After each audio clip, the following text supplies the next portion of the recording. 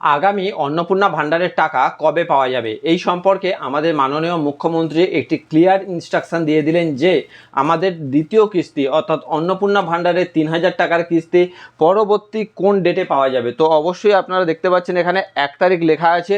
তো এই যে জুলাই মাসের ১ তারিখ আসতে চলেছে, সেই জুলাই মাসের ১ তারিখেই কিন্তু প্রায় ১ কোটির বেশি এখনও পর্যন্ত অ্যাপ্লিকেশান হয়ে গেছে। এর মধ্যেও এই যে ১ তারিখ আসতে যতদিন বাকি রয়েছে তার মধ্যেও আরও যত অ্যাপ্লিকেশান হবে সেই অ্যাপ্লিকেশানগুলিকে চেক করে আপলোড করে দেওয়া হচ্ছে সাথে সাথে, এবং যত পরিমাণ এই অ্যাপ্লিকেশান জমা পড়বে ১ তারিখের মধ্যে তত পরিমাণ মানুষকে মানে মহিলাকে কিন্তু এই লক্ষ্মীর ভাণ্ডারের ৩,০০০ টাকা জমা দেওয়া হবে তাদের অ্যাকাউন্টে ১ তারিখেই। তো মাননীয় মুখ্যমন্ত্রী তার নিজের মুখে জানালেন, তো তা একবার দেখে নিই যে তিনি কি বলেছেন। এখন অবধি ১,৫,০০,০০০ আমাদের মা বোন দিদি তারা এই অন্নপূর্ণা যোজনায় নাম নথিভুক্ত করেছেন। তাদের ভেরিফিকেশন কমপ্লিট করে আমরা পোর্টালে আপলোড করে দিয়েছি এবং এরা আগামী ১ জুলাই তারা এই জুন মাসের ৩,০০০ করে টাকা অ্যাকাউন্টেও পেয়ে যাবেন ঢুকে। যদিও অন্নপূর্ণা ভাণ্ডার নিয়ে বহুবার মতামত চেঞ্জ হচ্ছে, মানে মন্ত্রী লেভেলের লোক বা মাননীয় মুখ্যমন্ত্রী পর্যন্ত যে কথা বলছেন তা কিন্তু বারবার চেঞ্জ হচ্ছে।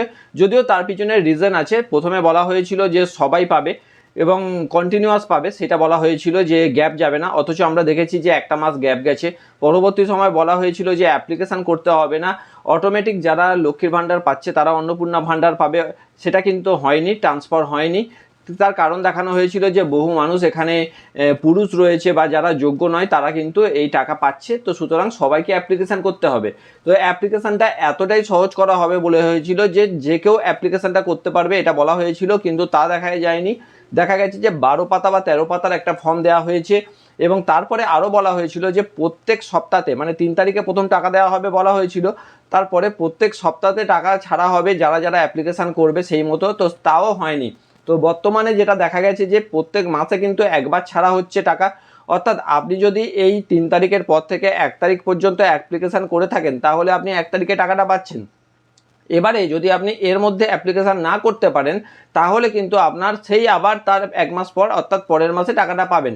তো এই যে আগের মাসের টাকাগুলি গ্যাপ যাচ্ছে, যারা অ্যাপ্লিকেশান করতে পারেনি বা এখনও করেনি তাদের ক্ষেত্রে পুরনো টাকা আর তারা পাবে কিনা আগের মাসের এ সম্পর্কে কোনো ক্লিয়ার ইনস্ট্রাকশান নেই। তবে অনলাইন এবং অফলাইন অ্যাপ্লিকেশানের যে কনফিউশনটা ছিল সেটা কিন্তু ক্লিয়ার করে দেওয়া হয়েছে যে আপনি যদি অফলাইনেও অ্যাপ্লিকেশান করে থাকেন বা অনলাইনে অ্যাপ্লিকেশান করে থাকেন দুটোই কিন্তু অ্যাপ্রুভড, অর্থাৎ দুটোই কিন্তু আপনি টাকা পাবেন। ফলে আপনার কিন্তু যারা অফলাইনে করেছেন তাদেরকে আবার অনলাইনে করতে হবে এইরকম যে কথাটা শোনা যাচ্ছে, বা যারা অনলাইনে জমা করেছেন সেই কপি নিয়ে গিয়ে হার্ড কপি নিয়ে গিয়ে অফলাইনে আবার বিডিও অফিসে জমা করতে হবে, এই ধরনের যে খবরগুলি এসছে এগুলো সম্পূর্ণ ভুল খবর। আপনি যদি যে কোনো মাধ্যমে অফলাইন হোক বা অনলাইন হোক যে কোনো মাধ্যমে যদি একবার অ্যাপ্লিকেশান করে থাকেন তাহলে পরবর্তী ১ তারিখ পর্যন্ত আপনাকে অপেক্ষা করতে হবে এবং আপনি দেখবেন ১ তারিখে হয়তো আপনার অ্যাকাউন্টে ৩,০০০ টাকা ক্রেডিট হয়ে গেছে। তো সুতরাং একটু অপেক্ষা করা ছাড়া আপনার কাছে আর কোনো রাস্তা নেই। যাদের এখনো পর্যন্ত অ্যাপ্লিকেশান হয়নি অনলাইন বা অফলাইন তাদেরকে বলবো তারা যেন ১ তারিখের মধ্যে অ্যাপ্লিকেশানটা করে ফেলে। এই অনলাইন অ্যাপ্লিকেশান কিভাবে করবেন তা আমি মোবাইলের মাধ্যমে দেখিয়ে দিয়েছি। যদি আপনারা বাড়িতে বসে এটা করতে কোনো অসুবিধা হয় তাহলে অবশ্যই আমার সঙ্গে যোগাযোগ করতে পারেন। আমি আমার সাধ্যমতো আপনাদেরকে সাহায্য করে আপনাদের অ্যাপ্লিকেশানটাও সম্পন্ন করে দেওয়ার চেষ্টা করব। তো আমার এই ইনফরমেটিভ ভিডিওগুলো যদি আপনার কাজে লাগে তো অবশ্যই আমার চ্যানেলকে সাবস্ক্রাইব করুন এবং ফেসবুক থেকে দেখলে ফলো করতে ভুলবেন না, কারণ এই ধরনের প্রত্যেকটা ইনফরমেটিভ ভিডিও কিন্তু আপনার কাছে সবচেয়ে আগে আমি পৌঁছে দেব।